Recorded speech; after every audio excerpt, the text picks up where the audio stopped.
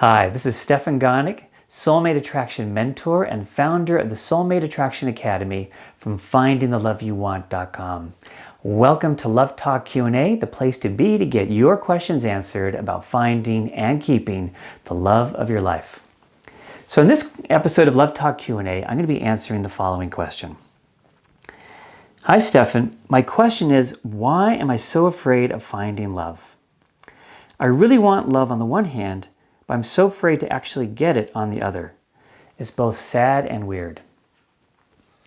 Well, what you're describing is actually, as sad and weird as it sounds, is actually a very common experience that many people have.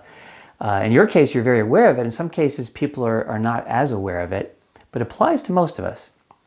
In fact, in my free mini course, I talk about there being 3 key blocks to finding love.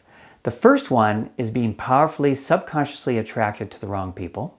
The second one is having fears and limiting beliefs that interfere with us being with our ideal partner.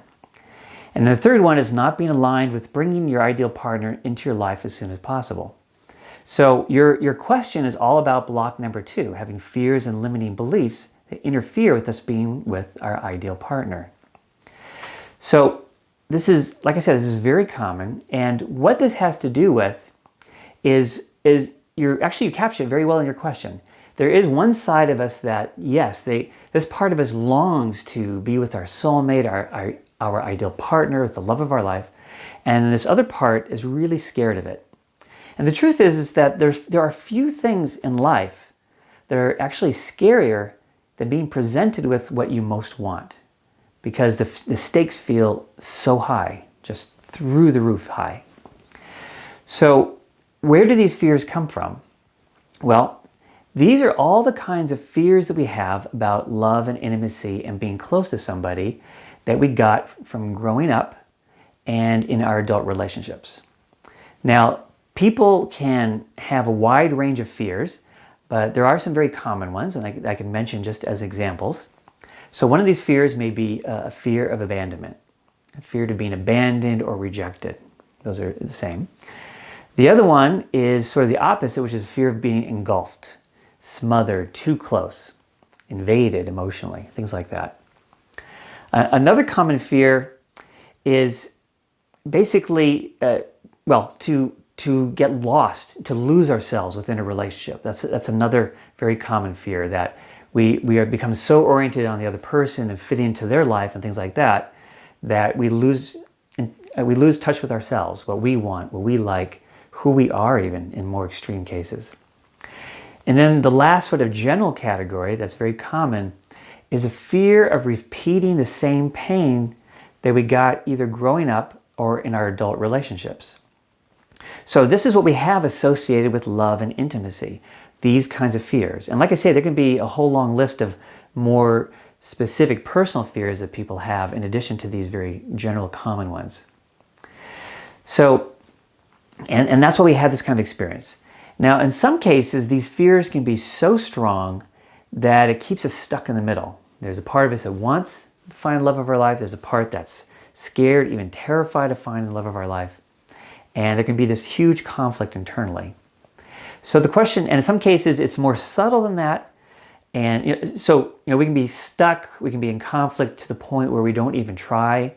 We give up, we have a hard time moving forward in any way. In the more subtle cases, it's more like it interferes. It makes us feel kind of insecure, it makes us feel awkward, makes it hard to feel relaxed and comfortable. And we may come across these ways: insecure, uncomfortable, needy, trying to win approval. Or we may do things that just directly sabotage ourselves when we're on a date with somebody, where we say something totally strange that just messes it up with this person that's not really who we are, but we even go like, where did that even come from? Where we can just do things, or we can have behaviors, whatever, that sabotage ourselves. So what do we do about this? Well, the simple answer is we need to uncover what each of these fears are and address them and heal them.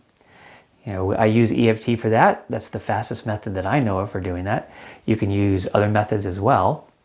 But what we want to do is make a list of these fears and then kind of measure each fear on a scale of 0 to 10 and prioritize them. Put the highest ones up first. So if you have some level 10 fears, put that at the top of your list, and then 9s and 8s, things like that.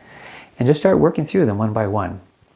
Now how in detail to work through them is a little more than I have time to get into in this video. I talk about it more in my free mini course. So if you'd like to get more information about that second block of having fears and insecurities as well as limiting beliefs. I haven't really talked about that in this video, but it's another aspect that can discourage us, hold us back, and also cause us to sabotage ourselves when we're trying to meet people and date and things like that.